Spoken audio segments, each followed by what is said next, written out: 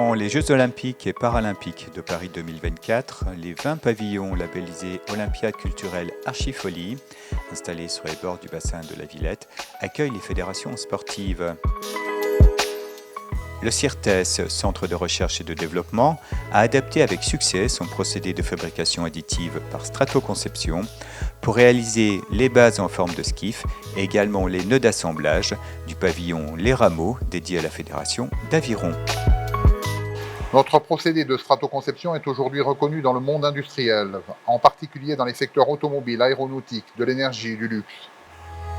Avec cette réalisation emblématique d'un pavillon pour les Jeux Olympiques 2024, nous venons de réussir une nouvelle ouverture du procédé à un nouveau champ d'application majeur, celui de la construction bois. Nous avons réalisé 55 nœuds, tous différents, de la conception à la fabrication, par le seul procédé capable de réaliser des pièces 3D aussi complexes en bois, et c'est avant tout une belle réussite pour toute l'équipe CIRTES.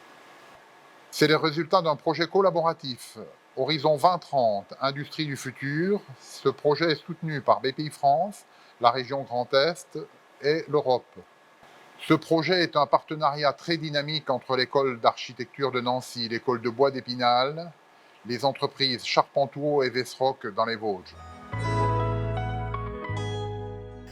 Le programme de recherche Stratobois nous permet, au niveau de l'architecture bois-construction, de faire de l'architecture non standard. En résumé, faire du gaudi en bois de façon environnementalement très correcte et de façon aussi industrielle qui permet d'avoir des coûts abordables pour tout le monde. Ce principe peut se faire grâce à la stratoconception développée par le CIRTES dans les Vosges et on peut donc imaginer aboutir à un programme de recherche qui va nous démontrer que tout ça est possible et le pavillon des Jeux Olympiques Rameaux est un premier démonstrateur qui nous permet de dire qu'on pourra le faire. Le procédé de stratoconception, ça nous a permis d'intégrer un maximum de bois dans ce pavillon qui a une forme non standard, notamment au niveau des assemblages. C'est un procédé de fabrication qui nous permet de pousser un petit peu les limites de ce qu'on dessine en tant qu'architecte et ce qu'on propose dans nos esquisses. La stratoconception, c'est un procédé constructif qui est utilisable notamment dans ma pratique d'architecte. Oui. Donc on a fait de la stratoconception et de la stratobois sans le savoir et on a réussi à faire ça. Alors, bien sûr pas tout seul, grâce à nos partenaires, le CIRTES, Weissrock et surtout l'école d'archi de Nancy et l'ENSIV, l'école d'ingénieurs d'Épinal. C'est une bonne synergie de mélanger les centres de recherche, les écoles et les entreprises. Ça nous permettra de nous positionner sur le marché de manière innovante à travers des process et des procédures que nos concurrents ne possèdent pas. On a eu la chance de mettre en œuvre ce procédé à travers la réalisation d'un projet qui a été exposé à la Villette.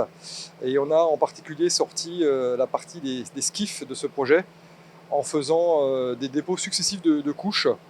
En termes d'inertie, on a également pu retravailler sur nos rendus et sur nos résultats, de manière à pouvoir avoir des poutres beaucoup plus flexibles et résistantes sur du long terme.